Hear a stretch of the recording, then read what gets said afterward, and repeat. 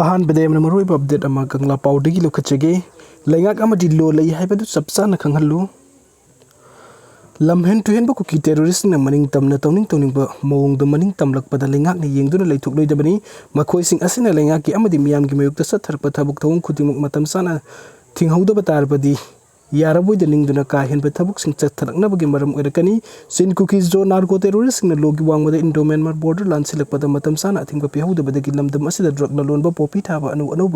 खुलसिंग सेमकटप ngamlakibani loinana makhoigi mapangun singgalamba matung leibak asigi mathakta landaduna kuki singi tonganba leibak ama semdaba honnaraklibasi lengakna free tharubadagi oirakibani mamang chahigi me ahumdagi miti miyamgi mathakta landaba horkiba adunga sisu leptana satharkibadagi tha taraga mari mapung faraklaba fawada loikham naidaba wathuk oiri lalgi maisrang marakta lamhen tuhenba kuki singna lenga ke aya yauduna mapan lamga fauna lambi sing amati thongna singba semgat sagatpagi thabuk sing sat thabada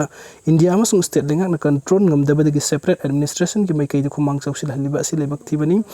lamhen tuhenba sing aduna santen district ki manung sanna leiriba ka molnom kuldar lenga ki aya yauduna lugi wangmada manipuri turel ki mathakta rcc ki thong sagatliba atu lenga na thingba piba leikraba sulep tana sagatpagi thabuk sathabada thingbangam driba asigi nunggi oiba maram kari leibadagi no haibadu miyamna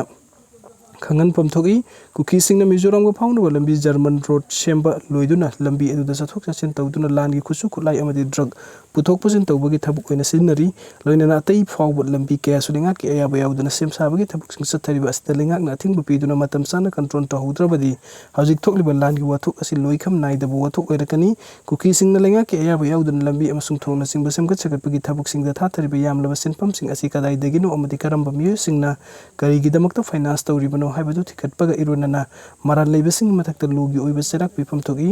hojik sagaliba thong asi lengak na saba lepnaba amadi thong sabada yaubasing fanaba khanghan ki baleirabasu thong semgut sagatpagi thabuk sing leptana sathaliba asina maram oiraga lengak leitabaga pangkhak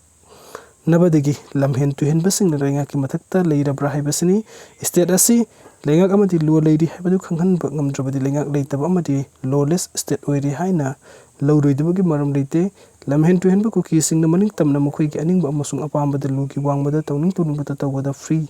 thabadagi miyoi sani gi mathakta sikre yum lising kaya mai thaduna tangoi onkre miyoi lising humpu hena lanjene duna relief camp sing sangje famlo duna mikap mirau khonri law fawbada wathok asigi waroisin purakna ba hotnari haiduna kayam kuina leikhi gadawri bage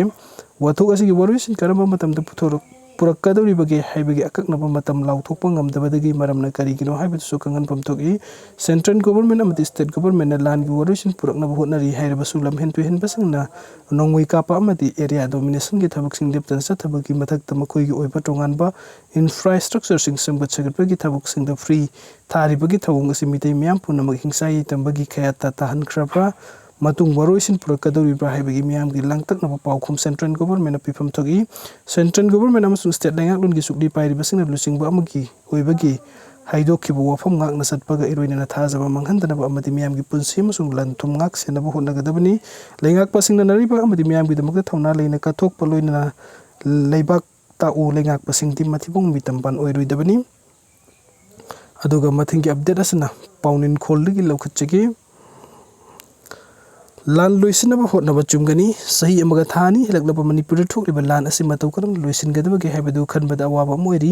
lan horokiba asi kuki kulai paibasing na makhoigi oiba tonganba administration amma taladuna mitei phurupta nongoi kapsin ba amadi bom kapsin tuna mitei gi lam makai hana lausin ba asina pandam oibugum tawi surasan puru khundaba mitei phurup ki yum kai mai thadokiba amadi mai thadokra phom sing adu lampak